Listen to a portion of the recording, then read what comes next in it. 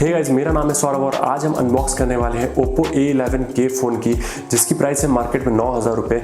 तो आज हम अनबॉक्स करने के साथ साथ आपको डिटेल में सारी चीज़ बताएंगे कि क्या इसमें आपको देखने को मिल जाता है, क्या नहीं देखने को मिलता है और क्या ये फ़ोन आपको लेना चाहिए या नहीं, या फिर आपको किसी दूसरे फ़ोन के लिए जाना चाहिए। तो चलिए अनबॉक्स करते हैं। ये रहा बॉक्स। पीछे के साइड आपको फ़ोन के कुछ हाईलाइट्स देखने को मिल जाते हैं और ये आता है 2GB रैम 32GB इंटरनल के साथ में।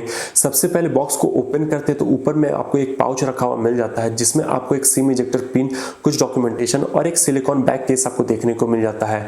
फिर आपको फोन रखा हुआ मिल जाता है, इसे अभी के लिए साइड में रख देते हैं।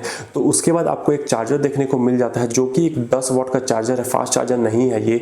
और उसके बाद आपको एक माइक्रो यूएसबी केबल देखने को मिल जाता है। अब सारा कुछ साइड में रखते हैं और फोन की तरफ नजर डालें तो ये आता है सिल्वर कलर में और कलर देखने में काफी अच्छा लग रहा है। इसमें बड़ी सी एस शेप बनती हुई दिखाई दे रही है, जो कि बहुत अच्छा लग रहा है देखने में। पीछे आपको डुअल कैमरा, फिंगरप्रिंट सेंसर और ओप्पो की ब्रांडिंग देखने को मिल जाती है। अब फोन को स्टार्ट करता हूं, उसके बाद आपको सारा कुछ डिटेल में बताता हूं। तो बेसिकली ये मैंने परचेस करी है ऑफलाइन स्टोर से, जिसका नाम है मोबाइल वाले। तो अगर आप रांची झारखंड से हो तो आप इस शॉप में विजिट कर सकते हो बेस्ट डील के लिए। तो कॉन्टैक्ट मैं आपको नीचे डिस्क्रिप्शन बॉक्स में दे दूंगा, आप जाके चेकआउट कर सकते हो। शुरू करूं यहाँ पे डिजाइन से। तो पीछे की लुक आपको काफी अच्छी लग रही है देखने में। पीछे की बॉडी आपको प्लास्टिक देखने को मिलती है। राइट साइड में आपको पावर बटन और लेफ्ट में आपको वॉल्यूम रॉकर्स देखने को मिलते हैं। साथ ही इसमें आपको डेडिकेटेड सिम स्लॉट भी देखने को मिल जाता है और नीचे की तरफ आपको headphone jack, micro USB port और स्पीकर्स आपको देखने को मिल जाते हैं। बात करूं अगर यहाँ पे इसके डिस्प्ले की, तो इसमें आपको 6.22 इंच की HD प्लस की डिस्प्ले देखने को मिल जाती है ड्रॉपलेट डिजाइन के साथ में। डिस्प्ले की ब्राइटनेस और कलर्स ओके लगी मुझे प्राइस के हिसाब से। नॉर्मल यूज में दिक्कत नहीं हुई मुझे और मुझे लगता है कि आपको भी नहीं होगी अगर प्राइस के हिसाब से देखेंगे तो। परफॉर्मेंस की बात करूं तो यहाँ पे आपको मीडियाटेक का Helio P35 का प्रोसेसर देखने को मिल जाता है, जो कि उतना बढ़िया नहीं लगा मुझे परफॉर्मेंस के लिए।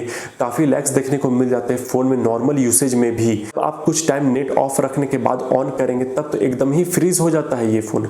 अगर हम कंपेयर करें इसके कंपटीटर से, जैसे कि Realme 5i या फिर Realme Narzo 10A, तो उन सब में आपको इससे काफी ज्यादा अच्छा परफॉर्मेंस देखने को मिल जाता है। तो अगर आप गेम्स लाइक PUBG वगैरह खेलने के लिए लेना चाहते हो तो प्लीज भैया दूर रहो।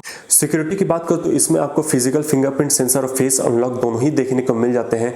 दोनों की ही स्पीड मुझे काफी अच्छी लगी है, तो यहाँ पे थम्स अप है मेरे तरफ से। कैमरास की बात करूं तो यहाँ पे आपको डुअल कैमरा सेटअप देखने को मिल जाता है 13+2 मेगापिक्सल का, और फ्रंट में आपको 5 मेगापिक्सल का सेल्फी कैमरा देखने को मिल जाता है। अल्ट्रा वाइड एंगल लेंस और माइक्रो लेंस का यहाँ पे आपको ऑप्शन देखने को नहीं मिलता है। तो इसी में अगर आपको कैमरा सैंपल्स दिखाऊं तो आप देख सकते हैं कि कलर्स और डायनेमिक रेंज आपको ओके देखने को मिल जाती है। पोर्ट्रेट मोड मुझे यहाँ पे अच्छी लगी है, जैसे कि आप देख सकते हैं एजेस भी काफी अच्छी तरह से मेंटेन किया हुआ है इसने। वीडियो रिकॉर्डिंग की बात करूं तो आप इसमें मैक्सिमम 1080p में 30 FPS में शूट कर सकते हैं।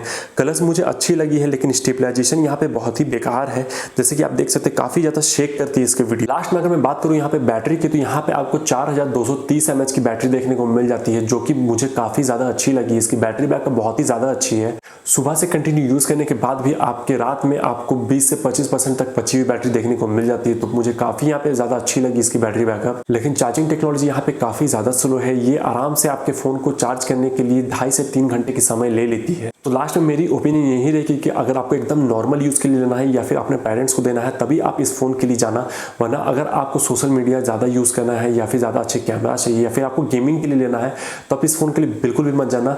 इस रेंज में आपको काफी ज्यादा अच्छे अच्छे प्रोडक्ट्स आपको देखने को मिल जाएंगे दूसरे ब्रांड्स के, तो आप उनके लिए जा सकते हो।